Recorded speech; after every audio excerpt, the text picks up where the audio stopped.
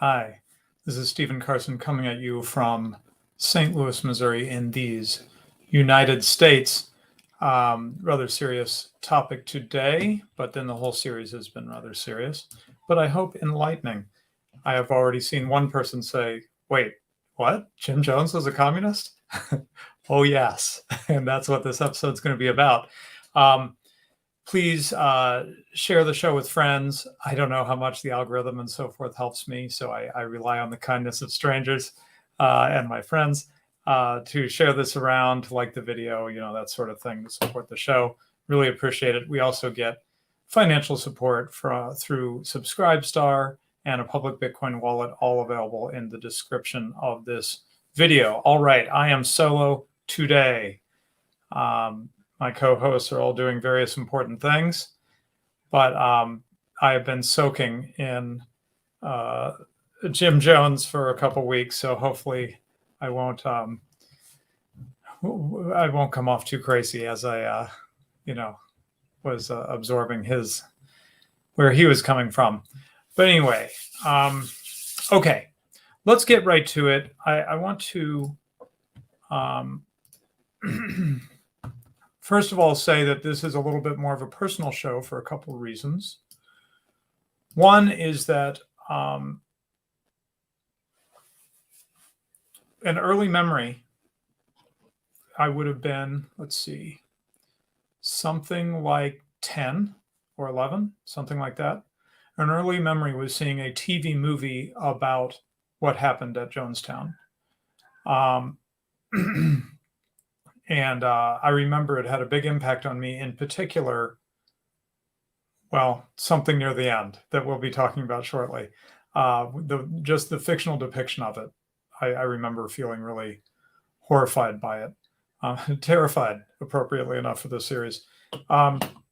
Another thing which is interesting is there were aspects of the story that were feeling familiar because I grew up in a sort of low church, evangelical church. My father was a pastor. He was not named Jim, but I'm named Stephen.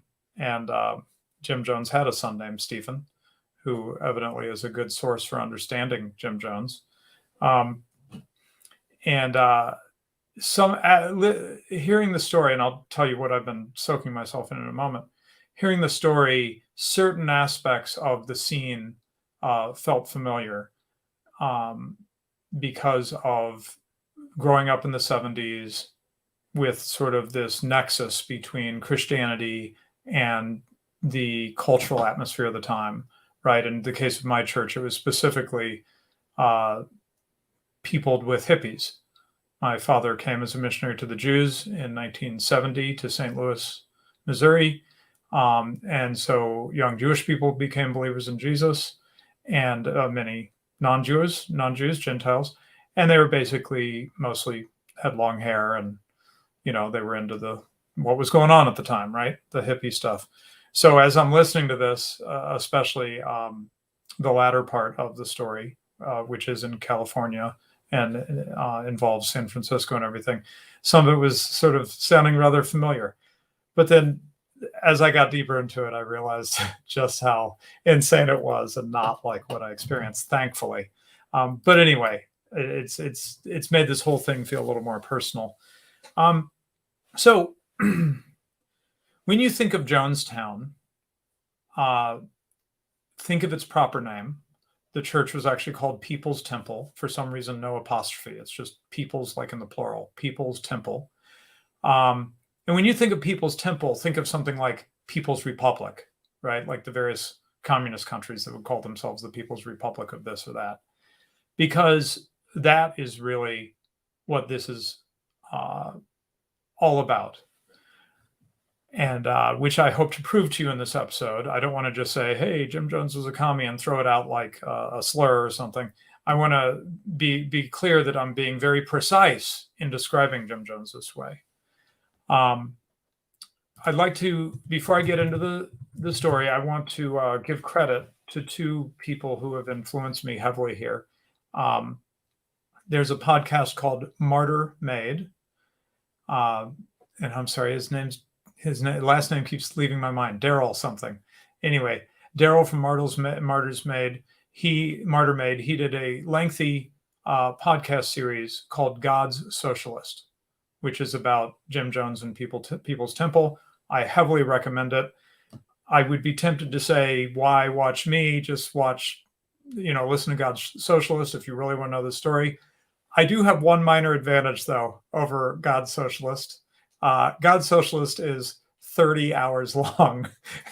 So I'm going to give you a much shorter version. But if you find this interesting and wish you knew more, because I'm going to really be skimming over a very fascinating story, then really strongly recommend that you subscribe to Martyr Made and listen to the whole thing. I actually haven't finished it. I'm like 20 hours in of the 30 hours. It's just so long. One thing to mention that would be of interest to folks who have been following along in the Left Wing Terror series is he draws heavily from Days of Rage. If you listen through it, you'll find that a bunch of the material is really familiar from the coverage that we've done here on the show of Days of Rage. He does that because he's trying to put what happened with Jim Jones and People's Temple in the context of the times. And they were really adjacent in certain ways to the radical left that Days of Rage covers.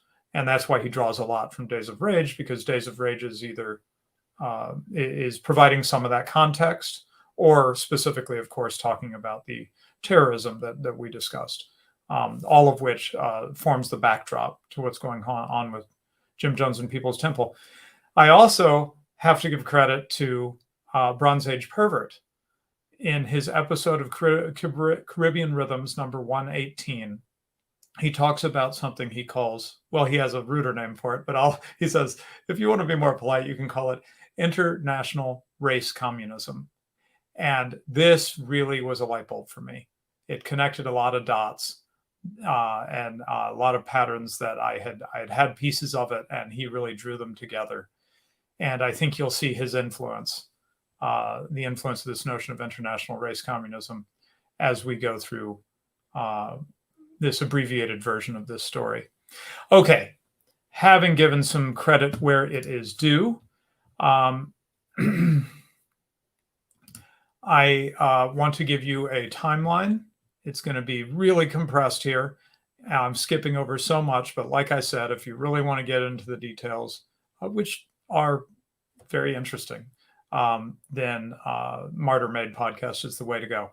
But here, I got to have a framework here for the events and where this guy was coming from. So James Warren Jones was born in Crete, Indiana, on May 13th, 1931. So it's important to recognize that he's not, a boomer. He's not born after World War II. He's actually born well before World War II. In fact, his father was an invalid, having been injured in World War I. And let's see, I'm going to skip all his childhood and stuff and jump up to 1948 when he's graduated early with honors from high school and goes to attend Indiana University, Bloomington. And during his time at the university, Jones was impressed by a speech which Eleanor Roosevelt delivered about the plight of African Americans. And at that time, he began to espouse support for communism and other radical political views for the first time. So about the age of 17 or 18. In June 1949, he married Marceline, who was with him to the end. She and her family were a bit put off by his radicalism. For example, in, let's see, how am I missing this?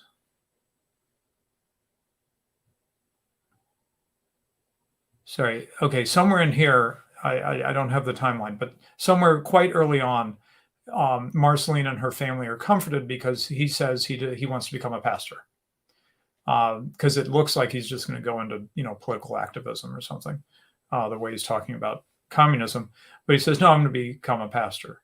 Let's see, more evidence of his communist affiliation. 1951, 20-year-old Jones began attending gatherings of the Communist Party USA in Indianapolis. 1952, Jones's mother was harassed by the FBI agents in front of her coworkers because she had attended a communist meeting with her son. Actually, I'm a little unclear if she did that. He was at a meeting and Paul Robeson concert, I think.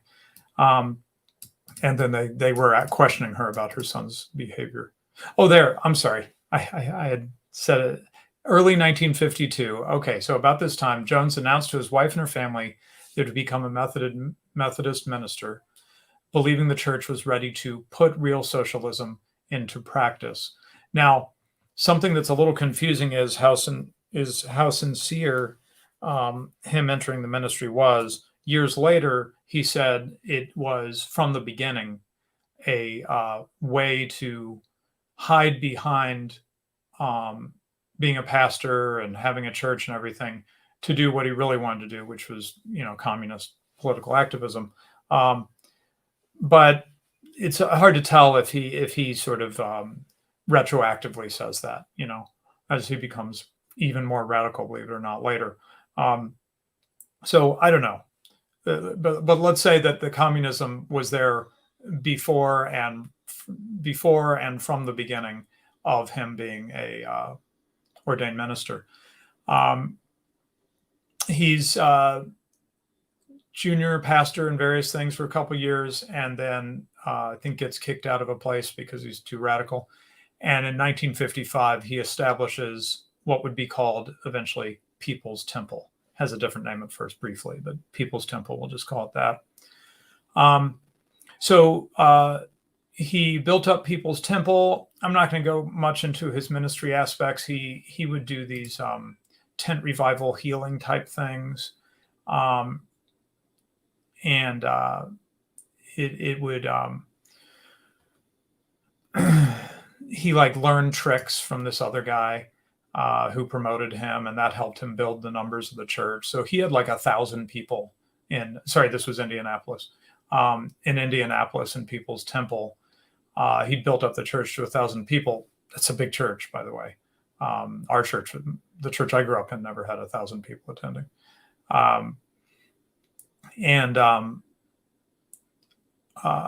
Then a running theme in his life is paranoia, and he gets freaked out about nuclear weapons and has this vision that there's going to be a nuclear holocaust or something, that America is not safe. That's sort of a running theme of his, is America is not safe. And so in 1962 and 63, he spends 2 years in South America, supposedly doing missionary work. A little unclear how much of anything like that was happening, but also scouting for a new location for the People's Temple. And he visited Guyana and Brazil in South America. This, of course, would come into play years later. Then he came back. The People's Temple had shrunk down to 100 people. It was kind of dying. They were sending Jones all this money to maintain him doing this stuff, and they were broke, So the guy who was running things back home said, "You come back or I'm quitting," and it's just going to completely dissolve. So he finally reluctantly came back to Indianapolis, but he was still interested in moving. So in July 1965, they relocated to he relocated to Redwood Valley, California, bringing with him a couple hundred people from Indianapolis. I'm sorry, this is Redwood Valley, a town near Redwood Valley, California, near the city of Ukiah. Hopefully I'm saying that right, U-K-I-A-H. So let's see. Could get into various ways that he draws on various ideas floating around in Pentecostalism and various forms of Christian, culty Christianity that he was picking up on. But just to give you a flavor of this sort of thing, by the late 1960s, Jones had come to teach that he, Jim Jones, was a manifestation of, quote, Christ the Revolution. And this came from this idea that we manifest the divine or something like that. So he was a manifestation of Christ the Revolution. Okay, then 1970, People's Temple opens branches in several cities, including San Fernando, San Francisco, and Los Angeles. because he, limited expansion opportunities in Ukiah. He eventually moved the temple's headquarters to San Francisco, which was a major center for radical protest movements at the time.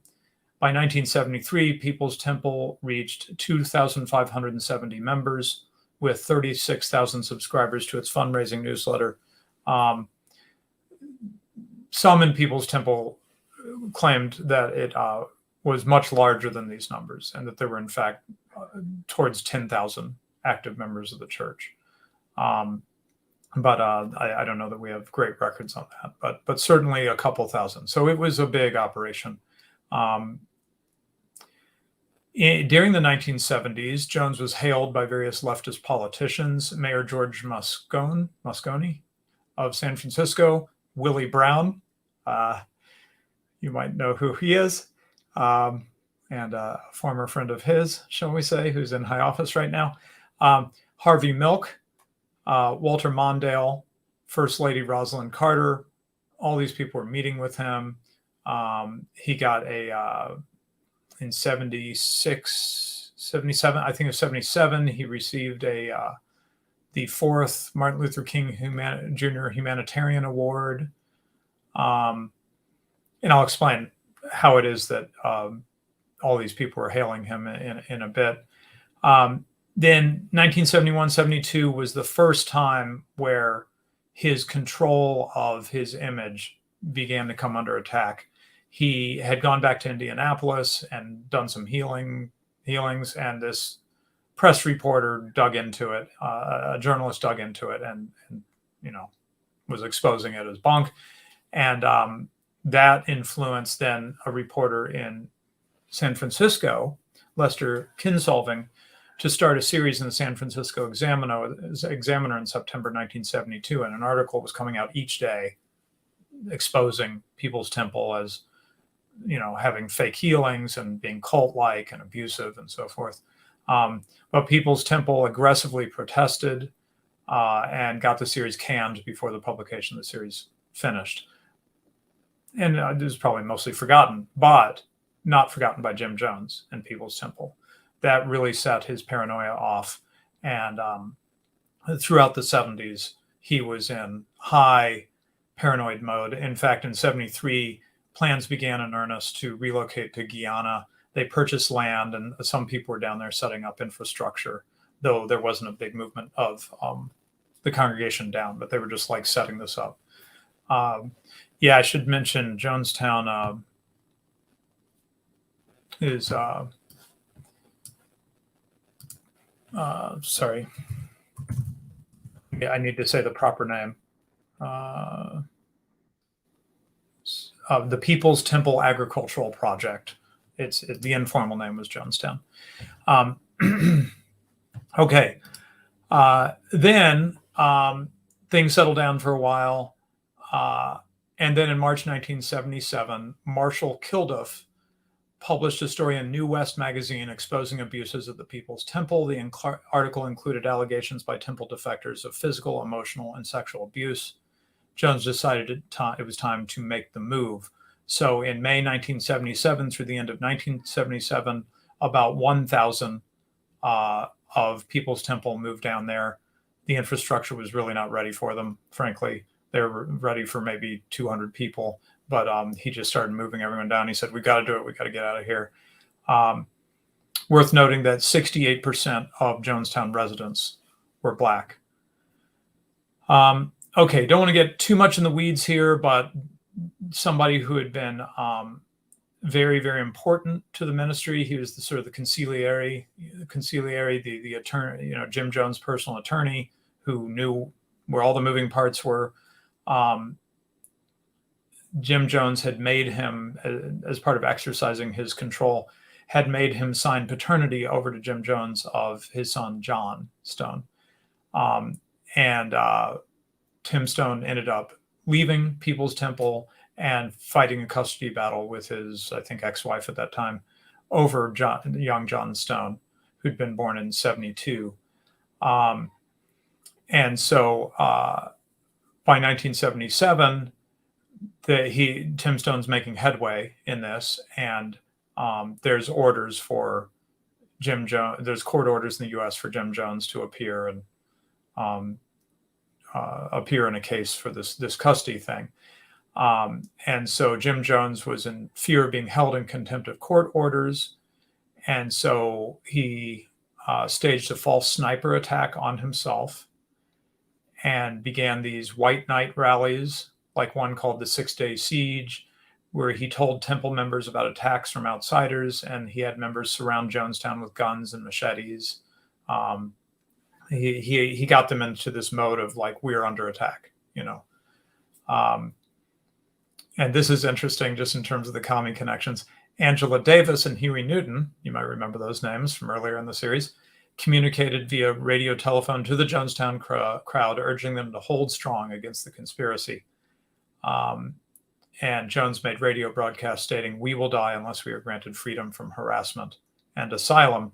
So then bringing it to the end that most of you probably at least know vaguely about, November 17th, 1978, Congressman Leo Ryan visited Jonestown with concerned relatives.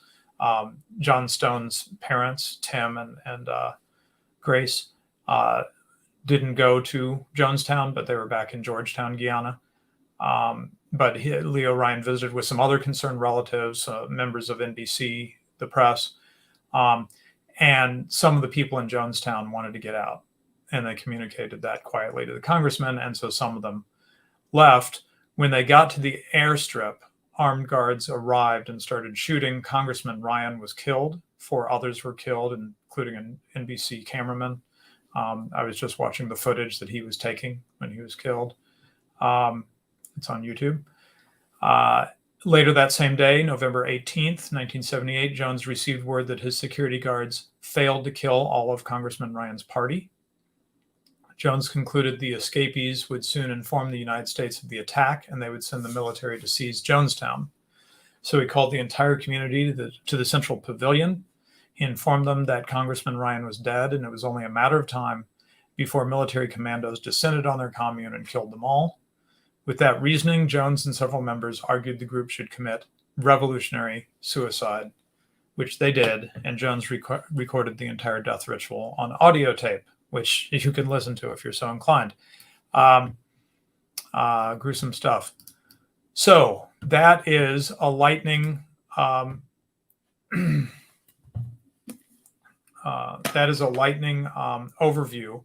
of the events of Jim Jones and People's Temple and the final thing.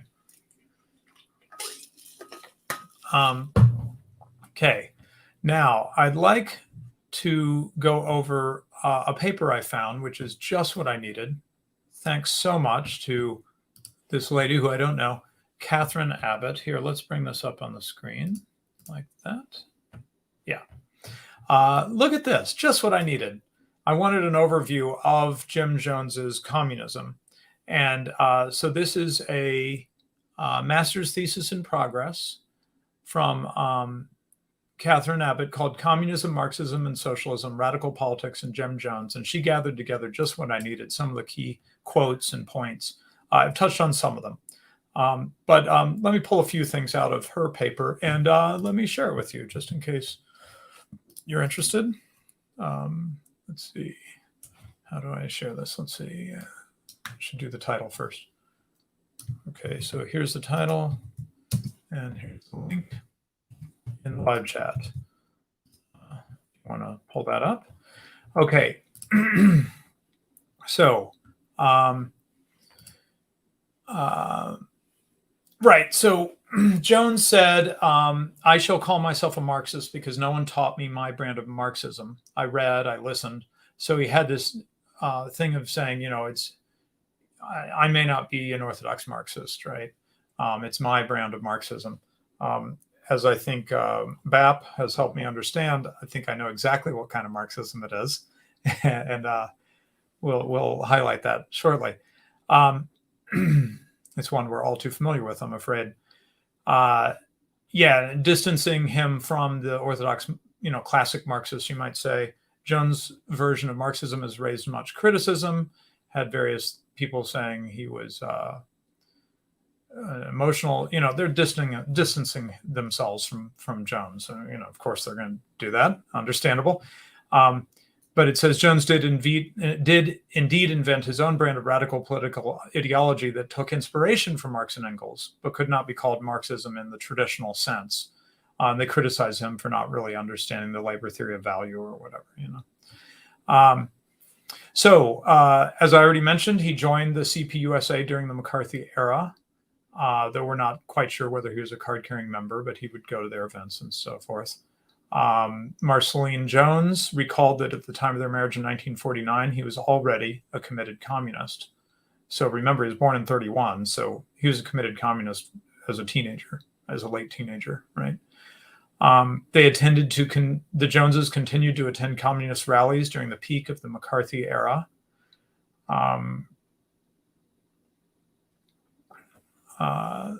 It says Jones died 1,000 deaths when the Rosenbergs were executed. Executions he saw as an indictment of the American system, an inhumane system that kills people based on a bunch of scrap paper just because they had communist affiliations. Jones claimed to be enamored of Stalin because of the Soviet leader's stand against the Nazis during the Second World War. So you could think of Jones as, like an anti-fascist, right? Antifa, you might say.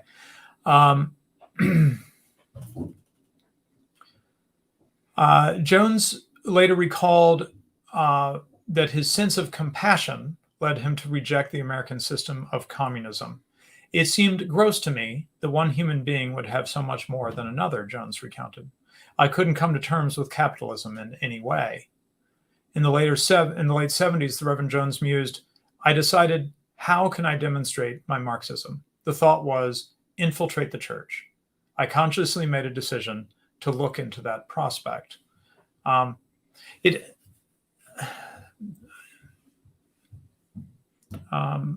Okay, there's a point I want to make, but let me wait. It might be made here later. One of Jones's converts, Tim Carter, explained, telling people about socialism in America, yeah, here it is. You'd get 20 people, but as a preacher, you could get a large audience. Jones would allude to deeper truths than those he was presenting in semi-public services, much as Gnostics and mystics had done before him. The persistence of the church front sustained a public relations facade that legitimated the group within established society and attracted support of politicians and other notables, many of whom might otherwise have steered clear of the socialist messiah. So, from an outside point of view, Jones was certainly a, left-wing Christian, right? But he was a pastor who worked with poor people, seemed to do a lot of did a lot of charitable activity, was very early in racial integration with his church in Indianapolis, and then, of course, later in California. So, he was someone who seemed to be in the spirit of Martin Luther King or something. Few could deny that he was, I don't want to give the impression that he was like a TV preacher, like wearing a white suit and rings and driving fancy cars. He was not. He always worked hardest, sacrificed the most of anyone there. So people who had doubts would be impressed by his sincerity and his commitment. And so from the outside, this looked like someone who, really believed in Jesus's teachings about helping people and caring for the poor and things like this, right? So the author here argues that Jones planned to push his radical agenda onto his followers even before the formation of the church in the mid-1950s. Posing as a purely Christian church was an ideal hiding place for a radical group such as People's Temple. Jones recognized this strategy and actively pursued it. I think it's a fair assessment from what I've been learning about him. There would be this, these healing things he would do to draw people in. And then by the time you were in his inner circle, it was called the Planning Commission. They were just openly socialist, and they talked to each other clearly that that's what we're doing. They knew that he was faking healings. They helped him do it, but in usual socialist ethics, they felt that it was worth it because of what they were accomplishing for socialism. The deception was okay for that reason. Okay, so People's Temple in Indianapolis, it started well before the move to California. In the early years, Jones recalls, I approached Christendom from a communal standpoint with only intermittent mention of my Marxist views. However, in later years, there was not ever a person who attended my meetings that did not hear me say I was a communist. And that is what is very strange, that all these years I survived without being exposed. As I mentioned, someone commented, I did not know he was a communist. Yeah, it's weird, isn't it? Jones was really making no particular secret of it. Anyone who came and listened to him would pick up on it, right? And there's been movies and TV movies and other ones coming out. Chloe Grace Moretz and what's his name? I should have kept the IMDb page up. Anyway, they're working on a movie right now called White Nights, that is again about Jonestown. So it hasn't lacked attention. People know about it. We have a phrase, drink the Kool-Aid. It was Flavor Aid, but never mind that. Drink the Kool-Aid, which is a reference to the horrible ending of People's Temple in Guyana. And yet, somehow, most people don't know that he was a communist all along. He was very open about it, and it certainly affected the way that People's Temple functioned.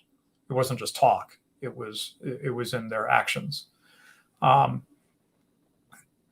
Jones used biblical passages to support his communist and socialist message. He often cited from the New Testament, relaying to his followers, distribution was made unto every man according as he had need, citing Acts 4:35. And by using the Bible as support for his radical agenda, Jones convinced the more religious members of People's Temple to believe that positive aspects of socialism and communism could find a place within a religious group. So he's drawing people in with, hey, this is kind of biblical or something, right? But then, he would, Brewster's bothering someone. But then he would have times where he'd be jumping up and down on the Bible and spitting on it and stuff. So anyway, listen to this. In a sermon most likely given in Indianapolis in 1957 or 1958, so this is 20 years before the Jonestown massacre, right? He's already giving praise to communism and its leaders. Quoting from Jones's sermon, in just 40 years' time, communism has arisen. It's a challenge to God's people. It has its own Bible, dialectical materialism. It has its Messiah, Karl Marx. It has its prophets, the Khrushchevs. You don't want to write him off. Don't want to write him off because certainly he's a talented man of great ability, and the Soviets are way beyond us in scope, beyond our imagination and scientific development.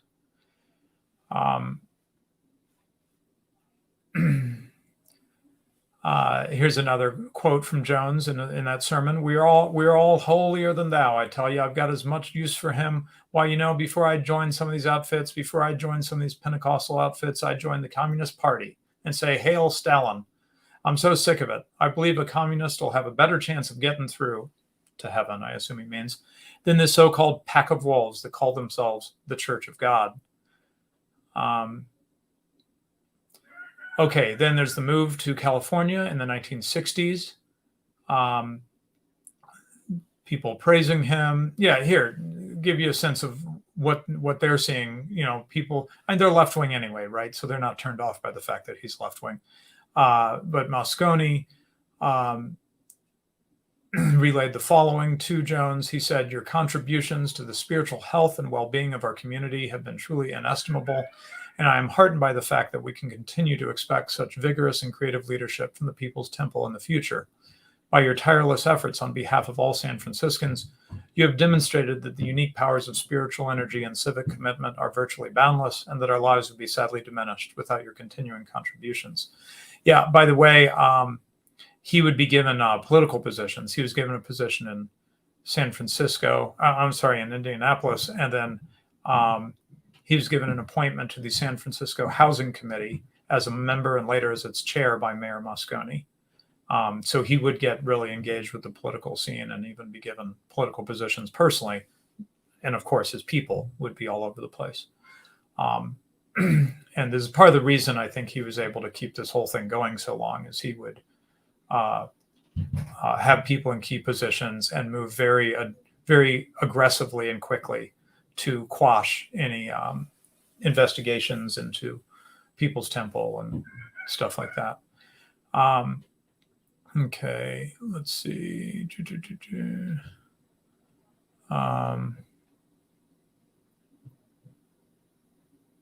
Yeah, okay. Let me share a little bit of what the sorts of things they would do. Bob Levering accurately described Jones as non-hypocritical, for the Reverend pushed his radical agenda in the arena of social justice, equality, and liberal politics, not just with rhetoric, but with action.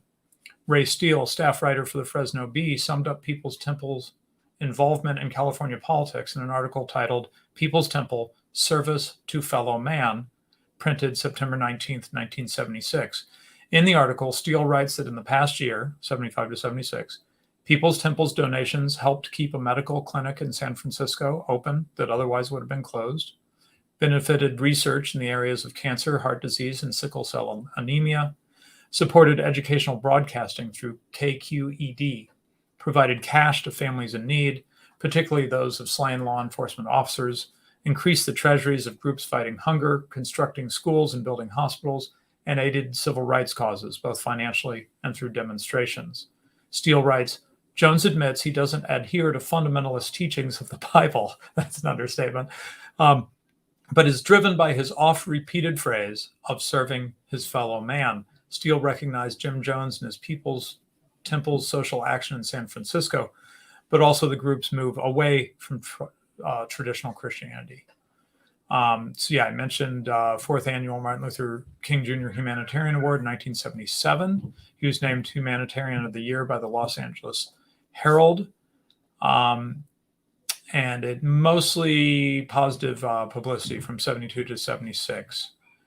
And then the journalists Lester Kinsolving, Phil Tracy, Marshall Kilduff began to go after him, and particularly the healing.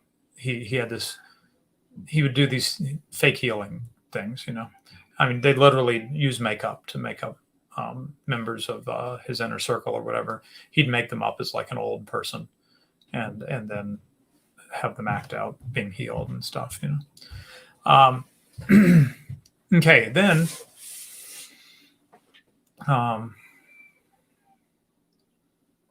let's see. Prior to the move to Guyana, Jones and People's Temple experimented with collectivist ideas. Journalist Phil Tracy recalls Jones saying that he was feeding 600, 700, 800 people a night in shifts, and they had access to things that as individual families, these poor people never would have access to. This is all true. Let me be clear. I mean, this was not fake, like the healings. What they did is, well, okay, here's an example. He says, Jones and the Temple would receive an average of $5 a night for supper from California because of foster care funds. And Jones was feeding them for 55 cents, and the difference went into People's Temple's coffers.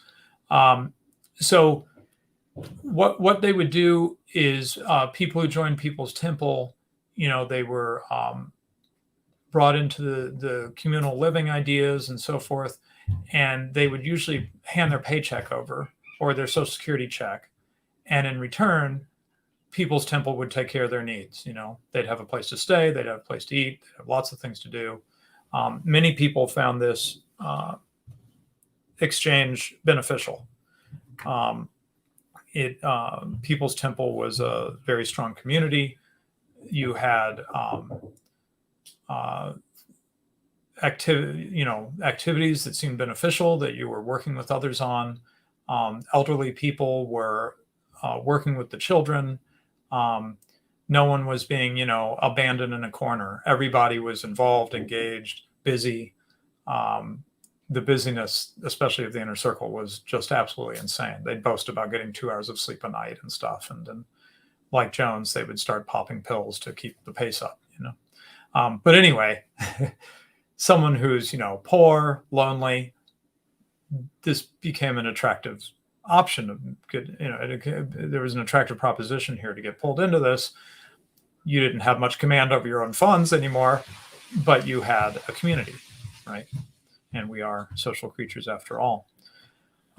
So then, after People's Temple migrated to Guyana and established the People's Temple Agricultural Project, Jones pushed his socialist agenda to the forefront. He required that his people, from the children to the elderly, be educated about the tenets of socialism. I wonder if any of these movies, by the way, like this White Knights movie, are they going to have, the Jones reading from TASS, the Soviet news agency, over the loudspeaker system nearly every day, with quizzes to follow. Some of the members of People's Temple changed their names to Che, as in Che Guevara, Stalin, and Lenin, though Jones cautioned them, if they're talking to reporters, use your original name, Speaking to Jonestown community on February 2nd, 1978, Jones said, we would like to look for critical reviews at one insider's view of the Communist Party USA. In order for fascism to be avoided, there has to be a strong Communist Party, a strong socialist movement, and free, independent, strong trade unions, none of which exist in the USA. And that is why, to avoid your utter destruction, materially, most of you, and murder of the rest, I brought you here to regroup, recoup, rehabilitate, and gain strength and militancy, and a proper education in Marxist-Leninism, which you had never picked up. Even though I was avowedly, openly Marxist-Leninist and atheist, you have never picked it up for the most part in the United States, except for a handful of you. Let's see. And then here's from Jones. He says, it gives some lyrics of a song they're singing that includes, with socialism, our leader, there shall be no dying. He says, see, socialism is love. Love is God. God is socialism. Sorry, I'm having trouble doing a straight face on this. Let me try again. See, socialism is love. Love is God. God is socialism. Draw close and hug your neighbor close to you. Draw close. Get on board, little children. Get on board. Be good socialists, and will cause the kingdoms of this capitalist world to be no more and become the kingdoms of God and socialism. So you'd see how he'd weave all this together, right?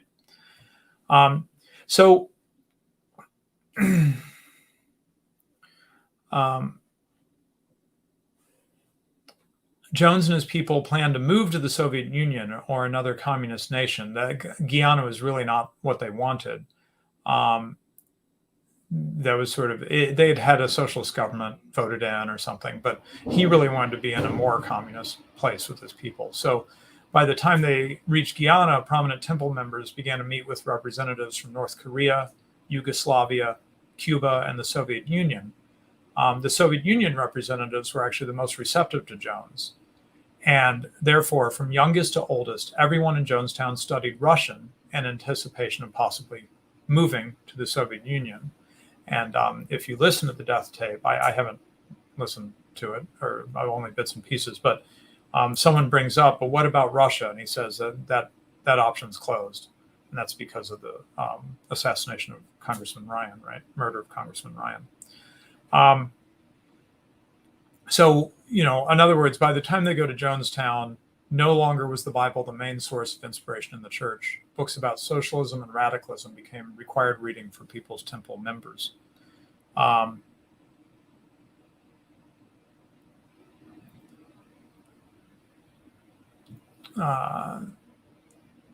Okay, sorry, jumping around a little bit in time here. 1974, Jones spoke of the condition of the United States. Sure, it's quiet, but the enemy notices all of that. Who is the enemy? The rich. The love of money is the root of all evil. Capitalism, the oppressive racism, that is your enemy, and they know your every move. And the author notes that Guyanese soldiers allegedly found approximately $500,000 in cash and envelopes filled with Social Security checks signed over to the church after everything went down. One person who participated in the suicide said, "We died because you would not let us live in peace." And In a final move to show Jones's commitment to the Communist Party, he left everything to the organization in his will, dated October 1977, so about a year before the events at Jonestown.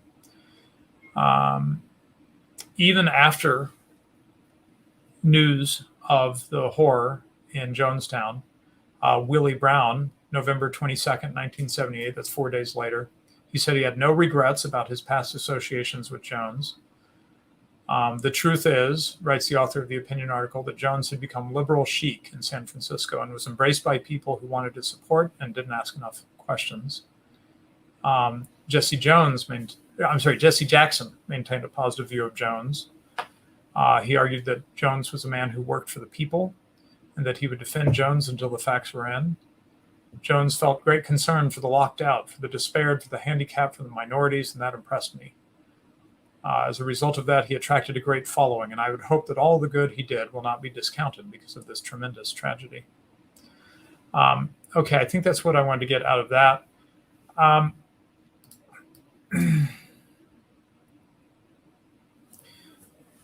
As I said, a major theme all along with Jones was this racial aspect. Earlier in the series, we talked about the Highlander folk school, how they, a communist, political organization, which originally had been meaning to focus on the miners in West Virginia, with, the Marxist idea that the proletariat will rise up. Well, that didn't go so well. So they switched their focus to American blacks. So that by the time Martin Luther King, he was, speaking at their school and learning at their school and so forth. So the communists shifted their focus from the poor, strictly speaking, to racial minorities. Now, American blacks were statistically poorer than American whites, right? So you can see the way you can slide, right? Oh, we're helping the poor. Oh, a lot of poor black people. Well, we're helping the black people, right? But also, the theme that we know so well of white privilege and so forth was totally in People's Temple. They would have these struggle sessions, which evidently were quite common back then, believe it or not. They would, go after people in particular who were had come from a privileged background, and that could be material privilege, but it could also be racial privilege. So they would go after you. And by the way, their language was not very Christian. I listening to some recordings and stuff, that say things like, you white bitch and stuff like this, and Jim Jones himself would curse up a storm. So this communism, which I would agree, like to Paul Gottfried's point that wokeism is not just straight up Marxism, that's not quite right. I would agree that Jim Jones was not like an orthodox Marxist-Leninist, right? He probably couldn't explain much about the labor theory of value, but he got the basic idea of egalitarianism, of we're all going to be equal materially, the sort of extreme collectivism. And he made that shift, which we're now so familiar with, that we associate with the New Left, of shifting from an economic class as the oppressed to a racial class. In fact, I shouldn't just restrict it to race. Race was Jim Jones's personal big emphasis. But there was also sexism was a big thing with them. And so in the struggle sessions, you could pull out the trump card of, you were Jewish. And so the person who was coming after you was being anti-Semitic. You were a woman. The man coming after you was being misogynistic. You were black. the person coming after you was racist, right? All of these trump cards could be pulled, and you even had what we're now so familiar with, right? The oppression Olympics of somebody saying, well, you're being sexist. Well, you're being racist. They're like, whose victimhood will win. All of this was happening in the 70s, right? In People's Temple, and the emphasis the emphasis of Jones was on blacks as a key oppressed group way back. So he really, to be fair to him, I think predates the New Left in terms of that turn. He's doing it before the secret speech of Khrushchev is revealed. These things that caused the left wing in America, the communist sympathizers in America, to question sort of Leninist, Marxist Stalinism and go in a different direction, where they started adopting feminism and anti-racism as their big thing. So that's why I didn't just call it a commie cult. I called it a commie race cult in the title of the episode. There's one more thing to mention, and then I'll probably wrap it up, unless there's any super chats or subscribe start tips. And that is to hit on one more theme. Well, there's a couple themes we see here, I guess. One is a theme we saw through much of the left-wing terror series was an attack on Christianity. Well, this one's a funky one, right? Because he's a pastor of a Christian church. So how could this be an attack on Christianity? But of course, it's an attack, as Jones himself suggested, from the inside, using the respectability that Christianity had in American culture to subvert Christianity. So you heard in one of those quotes, he literally talked about, I'm teaching you to be atheists. So, this isn't any kind of Christianity I'm familiar with. He used Christianity as a facade, I think it's fair to say, for a different agenda, which was not a Christian agenda. So he was attacking Christianity, in my view, not in the sense of going out and shooting priests and nuns and stuff like we saw in some of these other horrible episodes, but in the sense of, to use Aaron McIntyre's phrase, wearing religion as a skin suit, right? He's undermining it from within, so to speak, taking these, old black ladies who grew up on plantations in the South and talking to them about Jesus, and then pulling them towards being socialists, So drawing them in like, hey, I'm just a pastor who loves Jesus, and then pulling them into where they're studying, reading Lenin or something, So it was an attack on the church, but it was a subversive attack. So he was ahead of a lot of other people on that as well, right? He was doing the Gramsci approach. But the other thing, and it's always unpleasant to bring up, but the other thing was his sexual activity. As we saw going back to our first episode about Munster, socialism tends to not think much of marriage. They view marriage as treating your wife as property. And so they tend to attack marriage sooner or later, often pretty quickly. Jones had sort of some sexual revolutionary aspects. I don't know that he wasn't really openly pushing for sexual revolution within People's Temple, but they had mandatory abortion in People's Temple. Every so often he would permit a baby to be born, like with Jonestown. And then there was his own activity. So he was faithful to Marceline in Indianapolis, but when they came to California and got more into the hippie scene that was happening there in the 70s, that's when he started to act out sexually as well. I'm sorry, yeah, they moved in 65. So sorry, he was coming there by the late 60s. About the second half of the 60s, he was in the California scene, and the young women were ripe for picking, I guess. And so he acted out with women, and it has to be said, men. A friend made this. Commie cult leader Jim Jones said he was the only straight man in the world.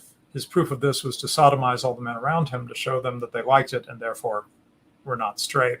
A friend on Gab made those are my words, but summarizing what I was learning about Jim Jones a while back, and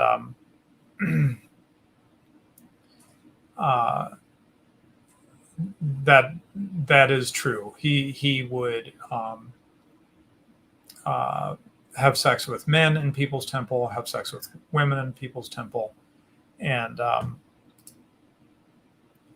he would say that he was the only straight man in the world, and all kinds of things. So there's plenty that could be said about Jim Jones that I'm skipping that you can get into if you want to. He's often talked about as being narcissistic and paranoid. You can judge for yourself. He put himself forward as being divine in some sense, or being sort of like a second coming of Jesus or something like that. But I don't know.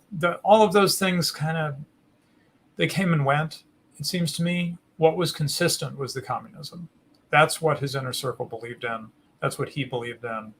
That was there from, as I've explained, from the beginning. And to the end. It became more explicit, more extreme, the longer the whole thing went on, until, they're doing this thing where they work 8 hours and then they study communism. And he said, this is good. This is what they do in Korea. They work 8 hours and then they study for 8 hours. They study the Marxist texts for 8 hours or whatever,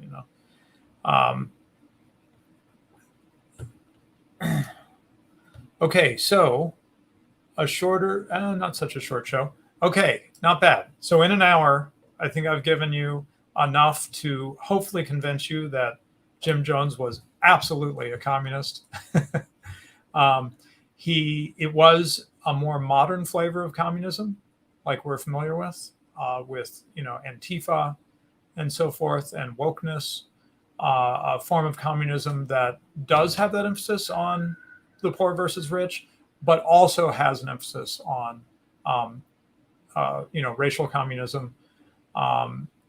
He shared with a lot of the radicals back then, leftist radicals back then, big sympathy for the third world.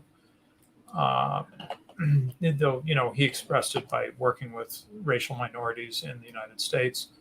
But he was definitely in sympathy with, third world liberation movements and so forth.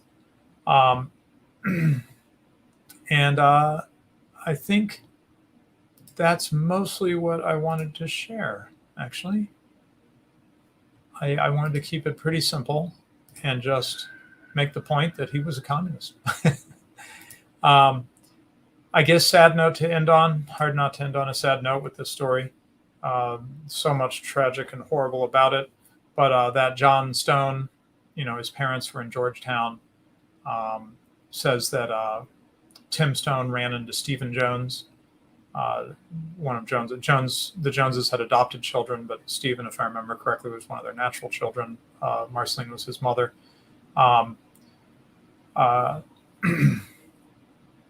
He ran into him at the hotel because, remember, that Tim and Grace Stone had not been able to go to Jonestown, or weren't allowed to, or whatever. And he runs into Stephen Jones and they chat or whatever. And little do they know, while they're talking, the mass suicide is happening in Jonestown, out in the jungle there, in which Marceline died, Jim Jones died, siblings of Stephen Jones died, except for him and his two brothers who had were gone with the Jonestown basketball team. They were in Georgetown at the time. And Johnstone, the child that ended up, who's, the custody battle over him ended up triggering all of this in a way. Obviously, the real reason was Jim Jones and everything, but it kind of was the triggering factor. And Johnstone also was killed at Jonestown. He was 6 years old. Okay, so hopefully the points of connection are obvious. Going back to Monster, and in many other cases, we see communism leading to cult-like behavior, or just straight-up cult behavior, and sexual, revolutionary type behavior, attacks on Christianity, and mass death. So I was unclear if I could shoehorn this one into the left-wing terror series, and then I remembered the shooting at the airstrip. And I thought, and so many other people who died, and some of them committed suicide, some of them were just children, right? So I thought it was okay to put it into the left-wing terror series. All right, thank you. That's all I've got for today. We will continue with lighter fare next week with Econ Chat with Black Horse, I believe, and then delayed the wrapping up of this so I could fit this in. But we are going to finish up the series by returning again to the German territories hundreds of years ago. And Ryan Turnipseed is going to talk to us, lead us through the story of not Munster, but Thomas Munzer. Easy to mix those up. And we'll sort of finish where we began with left-wing terror from before the French Revolution. All right. Thanks, everyone, and have a good evening.